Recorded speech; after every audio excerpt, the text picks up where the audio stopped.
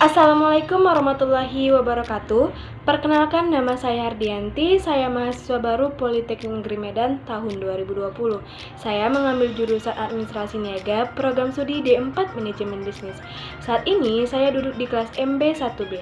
Nah, di sini saya akan menjelaskan beberapa prinsip menurut Gregory Mankiw. Penasaran? Ikuti terus. Nah, sebelum saya menjelaskan apa-apa saja prinsip ekonomi menurut Gregory Mankiw, saya akan menjelaskan sedikit tentang terminologi ekonomi. Ekonomi berasal dari bahasa Yunani yang memiliki arti atau mengandung makna seseorang yang mengelola rumah tangga. Dalam sebuah rumah tangga selalu dihadapkan dengan keputusan-keputusan yang harus diambil. Contohnya, siapa yang harus bekerja dalam rumah tangga tersebut? Contoh lain, barang apa yang harus diproduksi? Berapa banyak barang yang akan diproduksi? Sumber daya apakah yang akan digunakan dalam proses produksi? Serta tenaga apakah yang akan digunakan dalam proses produksi? Tenaga manusiakah atau tenaga mesin? Serta pada level berapakah barang tersebut dipasarkan? Hal inilah yang menjadi persoalan-persoalan yang dihadapkan oleh masing-masing rumah tangga. Persoalan ekonomi kemudian adalah persoalan masyarakat yang dihadapkan oleh berbagai kelangkaan sumber daya. Oleh karenanya, diperlukan kecakapan dalam mengelola sumber daya demi terpenuhinya kebutuhan masyarakat. Tidak semua orang dapat memenuhi kebutuhannya karena dibatasi oleh kemampuan, daya beli, dan keahlian serta lainnya. Artinya di sini, keinginan kita tidak terbatas, namun pemenuhannya lah yang terbatas. Maka dapat disimpulkan bahwa semakin langka barang yang kita butuhkan, maka semakin tinggi pula nilai dari barang tersebut. Nah, kali ini saya akan membahas topik pembahasan kita tentang prinsip-prinsip ekonomi. Pasti kalian pernah mendengar prinsip ekonomi yang mengatakan bahwa dengan pengorbanan sekecil-kecilnya akan mendapatkan keuntungan yang sebesar-besarnya. Namun, saya tidak membahas prinsip ini. Saya akan membahas 10 prinsip ekonomi yang dikemukakan oleh Gregory Mankiw.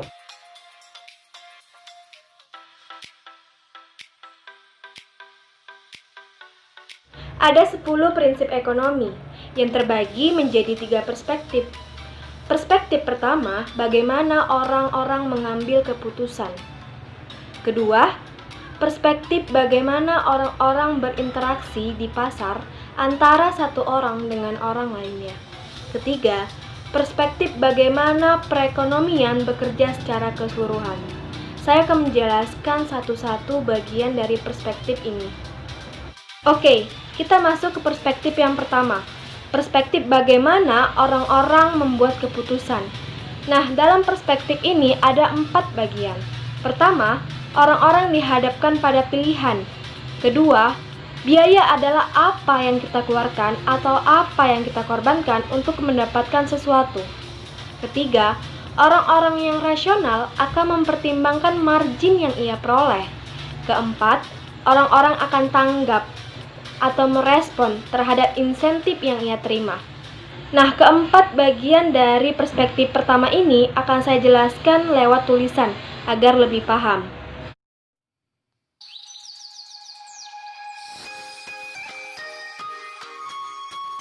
Oke, kita akan membahas bagian pertama dari perspektif pertama tentang bagaimana orang-orang membuat keputusan. Nah, bagian pertama adalah orang-orang dihadapkan pada pilihan. Nah, di prinsip ini ada istilah tidak ada makan siang gratis. Artinya apa? Kita harus mengorbankan sesuatu untuk mendapatkan sesuatu yang lain. Nah, contohnya, ketika kita ingin memiliki waktu yang luang, kita harus mengorbankan jam kerja kita. Kita harus mementingkan skala prioritas di sini, menentukan mana yang penting untuk kita. Sekarang kita masuk ke bagian kedua dari perspektif pertama tadi. Biaya adalah apa yang kita korbankan untuk mendapatkan sesuatu.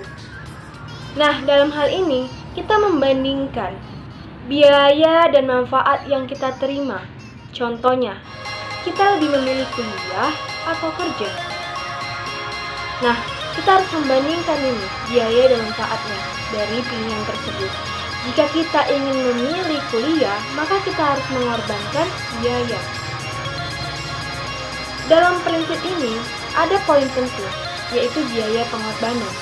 Biaya yang kita keluarkan untuk mendapatkan sesuatu yang lebih penting dan memberikan manfaat yang lebih banyak. Nah, jika kita memilih kerja, maka kita harus mengorbankan apa? Mengorbankan waktu. Waktu yang kita korbankan untuk bekerja, untuk mendapatkan apa? Manfaat. Manfaatnya apa? Mendapatkan uang yang bisa kita gunakan untuk kebutuhan kita sehari-hari. Kemudian, kita masuk ke bagian ketiga dari perspektif pertama, ialah orang-orang yang rasional akan mempertimbangkan margin yang ia peroleh. Contoh, ketika kita ingin membuka usaha, kita harus mempertimbangkan berapa biaya yang akan kita keluarkan, lalu manfaatnya apa. Nah, itu harus dipertimbangkan demi usaha kita berjalan dengan lancar dan seefektif mungkin. Nah, di sini, jika manfaat lebih besar, maka kita harus mengambil keputusan itu. Namun, jika manfaatnya lebih kecil, malah biaya yang lebih banyak, kita tidak harus membuat keputusan itu. Kenapa? Seorang yang kritis atau rasional akan mempertimbangkan hal tersebut. Mana yang membuat dia untung dan mana yang membuat dia rugi. Nah, di mana-mana semua orang ingin mendapatkan keuntungan, bukan kerugian. Jadi, sebagai seorang yang kritis, kita harus mempertimbangkan keuntungan yang kita peroleh dengan manfaat serta kerugian apa yang nanti kita akan dapat. Ini harus dipertimbangkan demi lancarnya satu usaha. Nah, sekarang kita masuk ke bagian terakhir dari perspektif pertama, yaitu orang-orang akan memberikan respon terhadap insentif yang ia terima. Nah, salah satu contohnya, ketika kita bekerja dan diminta oleh atasan untuk lembur, namun kita tidak diberi uang tambahan atau uang lembur, maka kita tidak akan merespon pekerjaan kita dan malas untuk melakukan pekerjaan yang sedang kita lakukan atau yang sedang diperintahkan. Karena apa? Karena kita tidak dibayar uang lembur. Nah, inilah yang membuat orang-orang malas merespon.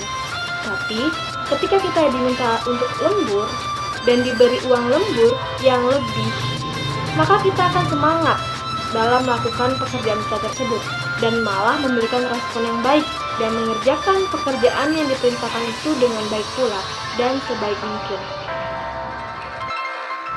Sekarang kita masuk ke perspektif yang kedua. Nah, di dalam perspektif yang kedua ini ada 3 bagian. Perspektif bagaimana orang-orang berinteraksi di pasar antara satu orang dengan orang lainnya. Berarti kan ada 3 bagian. Kita lanjut dari bagian perspektif yang pertama tadi. Berarti ini bagian kelima, perdagangan akan saling menguntungkan kedua belah pihak. Keenam, pasar secara umum merupakan media yang baik untuk mengorganisasikan segala kegiatan ekonomi. Ketujuh, pemerintah terkadang dapat menaikkan hasil ekonomi.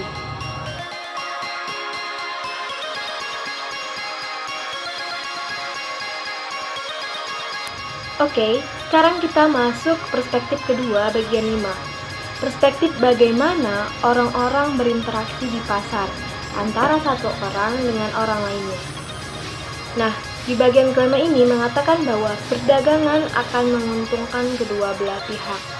Sudah pasti, antara konsumen dengan produsen harus sama-sama untung. Tidak ada yang boleh dirugikan di sini. Karena jika ada yang dirugikan, maka proses perdagangan atau jual beli ini tidak akan ada sampai saat ini. Nah, sekarang kita lanjut bagian ke-6 dari perspektif yang kedua. Pasar secara umum merupakan media yang baik untuk melakukan segala kegiatan ekonomi. Nah, dalam ekonomi pasar ada 2 pelaku di sini. Pertama, rumah tangga. Kedua, perusahaan. Nah, Rumah tangga harus memutuskan siapa yang harus bekerja. Lalu, barang apa yang harus dibeli. Nah, beda halnya dengan perusahaan. Perusahaan harus memutuskan siapa yang akan dipekerjakan, serta barang apa yang akan diproduksi. Nah, sekarang kita masuk ke bagian ketujuh dari perspektif yang kedua. Pemerintah kadangkala dapat meningkatkan hasil ekonomi. Nah, mengapa demikian? Jika pasar mengalami kegagalan atau kegagalan pasar yang sering disebut, pemerintah akan memberikan intervensi untuk menciptakan pemerataan. Contohnya apa? Contohnya ketika di pasar terjadi kegagalan. Penjual menjual barang-barang yang sudah kotor atau sudah kadaluarsa. Maka ini akan membuat para masyarakat atau konsumen bisa mengalami kerugian jika membeli barang yang dijual oleh para penjual tersebut. Maka pemerintah akan turun tangan. Nah, apalagi ketika penjual menaikkan harga-harga. Nah, pasti akan terjadi inflasi. Dan di sini pemerintah juga ikut turun tangan untuk menghadapi segala persoalan di pasar atau menghadapi kegagalan pasar yang terjadi. Nah, sekarang kita masuk ke perspektif yang terakhir. Perspektif bagaimana perekonomian bekerja secara keseluruhan.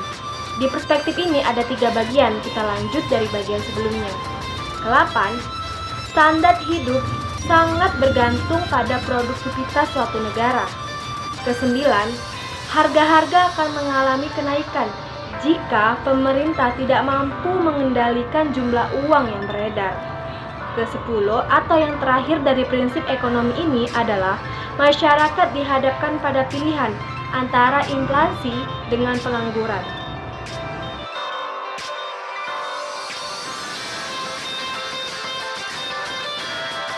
Nah, sekarang kita masuk ke perspektif yang terakhir nih, perspektif yang ketiga. Perspektif bagaimana perekonomian bekerja secara keseluruhan. Nah, di perspektif ini ada 3 bagian, kita lanjut dari bagian sebelumnya. Berarti nih, bagian ke-8 ya.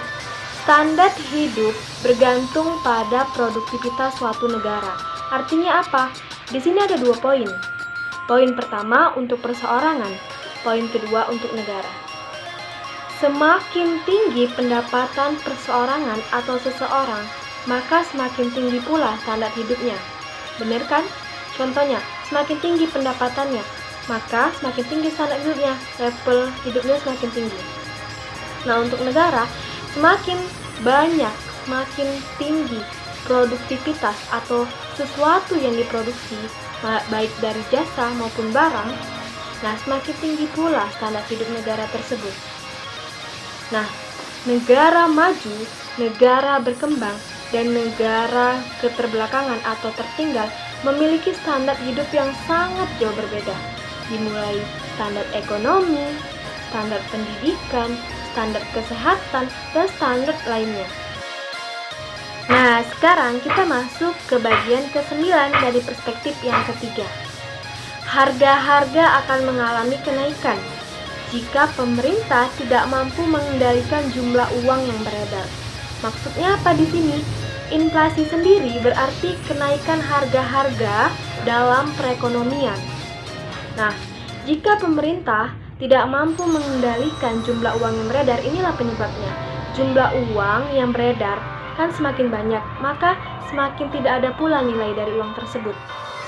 Maka terjadinya inflasi atau kenaikan harga. Nah, maka dari itu diperlukan keseimbangan di sini agar tidak terjadi inflasi lagi. Oke, sekarang kita masuk ke bagian yang terakhir nih, bagian ke-10.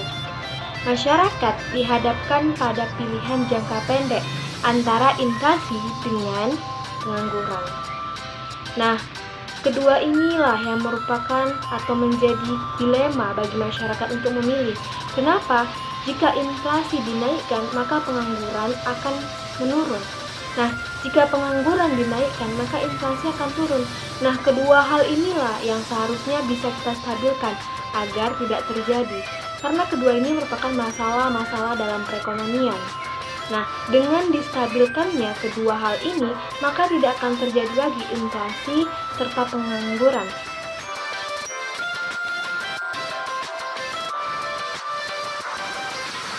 Baik, itu saja yang bisa saya sampaikan.